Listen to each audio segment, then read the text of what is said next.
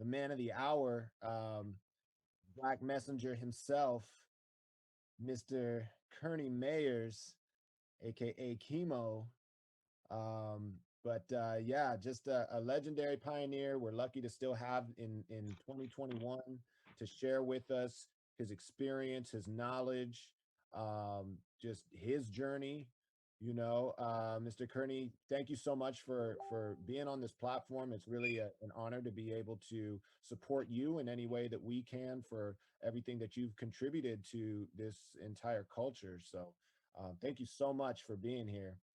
Yeah, yeah. Um, I guess there's so much that can be said about the culture. That we couldn't possibly cover it all in in one sitting. But for you, where do you see the I guess let's start with, how did you get into the dance?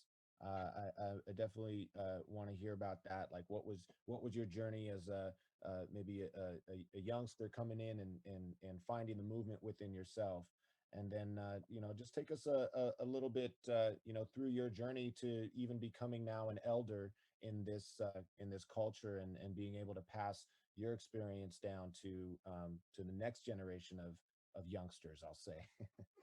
Oh man, I started dancing, man, when I was about 6, 7 years old, man. And the first time I heard the name Boogaloo was from James Brown. But like I said, there's different forms and different styles of boogalooing, and the names a lot of people use it, but the foundation and the main form and style of it come out of East Oakland, California. So, and that's true. That goes for strutting, popping, all of it. I'm gonna demonstrate and show you that. But just to make a long story short, I um I started James Browning when I seen my brother, which whose name was Terry Mayers, nicknamed Skelly. When I seen him performing and dancing, throwing it on and stuff, out to the side, wiggling it, doing the crazy stuff. I liked it. So it took me a while to catch on, but I was a young kid. But I eventually caught on and got good because it's something that I really wanted to do. Any kind of dance or style that you want to learn, you got to put your heart to it. You got to exercise, you got to want to do it. And so that's what I worked on, and I end up getting good. I come to find out that the East Oakland style of boogie on with number funk, old school music, James Brown, LTD, Ohio Flair, George Duke, Average White Man, and etc. You know what I mean? So this is the kind of stuff people performing off of, like you see the popping movement today. That's how the boogaloo movement was back then. And today it's still living just through popping. God is good. I um I just want to share some history on this. The guys I seen doing it with my brother and some of his friends, which is older than me, 3 years, 5 years, and 6 years older than me. Albert Milton. I never really knew Jerry Rente that well, but I heard his name. But Albert Milton is one of the main ones than my brother that I really took a liking to his style, which he was dinosaur. He did a lot of creeping and stuff, cartoonish stuff, man. And so it took me a while to catch on that as I grew older. But you have to want any kind of dance. You have to really want it. You have to exercise. You can't say I'm gonna practice today and don't practice for the next 4 or 5 days from now. So you have this something that you have to do every day, every other day, to put a couple of hours in. So this is what we did. And as I grew up dancing solo as a boogaloo, one of my brother's friends wanted to dance with him. We didn't have a name at the time, but his name was Larry Brookshaw. We formed the Black Messenger group, and it was good. From there, we took off, and my first performance with a group was with the Black Messenger at Haven Court, and I truly believe that was like 19. I think that was 1972, 71, 1971, and I wasn't supposed to dance. I was in the 6th grade, but eventually they let me dance in the junior high school show. And that was my first time seeing a black disturbance. And we couldn't see each other. They had us locked up in classrooms because you didn't hear the crowd making noise. They came out, they was loud resurgence. We came out, they was even louder, so but I remember they was resurgent thinking that they won, and Larry grabbed the trophy. And John Murphy grabbed the trophy for John, said, no, they didn't say black resurgent, they said black veteran. That was my first win at performing in the group, period.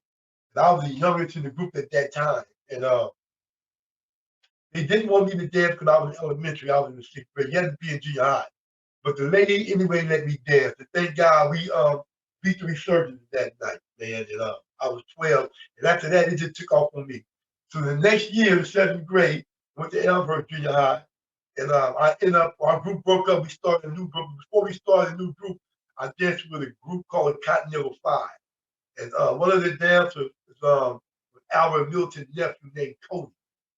He had a long perm, but we formed a group called Capital Five. It was Chucky with the Valley movement at the time. And we all performed at Elmer Junior High, different groups and stuff. It was a fun thing, man. It was just what you see today with popping on different levels, man. Because the criteria of controlling your body with different movements and with not just holding and stopping and dying, vibrating, trimming the whole shebang, and taking the different forms of the music, see. And this is what we learned to do. And to order, you have to learn the music in order to be a good dancer. I don't care what kind of dance it is. You have to learn the music, the beat, the sound. You have to learn to balance your body when you move it. It's so many different things, the timing. There's so many things you have to do to be a good dancer, man. But our style, and each other's style of boogaloo is totally different from any other style that try to do it. And everybody that try to do it, man, it came from us, man. It's real talk. I have a personal talk with Boogaloo Sal. I love that brother. He's an elected Boogaloo. God bless y'all for the what y'all brought to the world. But the truth is the truth, man. But he never met the appointment with me, man. He never came to see me. We had an appointment set up, and he never came. But God is good. The Lord reveals the truth and everything. And so he speaks for himself, but we're going to let that go. We're going to continue to move on, man, and keep this thing alive, the Boogaloo tradition of the world, man. Let's keep this thing alive because the young generation, the kids need this. It's something for them to do. And this is what we need to work on. But I just want to share that with you, man. Part of my history, man, the things I've been through, things I did. There's so much history to it. But I just want to share when our group, after the second Black Bachelor group came out, we dominated everything. Everything. The original, I think the second Black Bachelor group I was with was Chucky, me, Randy, Monk, John Murphy, Sal, Donnie, and Tony Newsom. That's how many of us it was. We always were between 5 and 7 deep, man. But what I loved about Boogaloo more than anything, everybody thinks Boogaloo is just a single thing, a personal thing you learn for yourself. That's good too.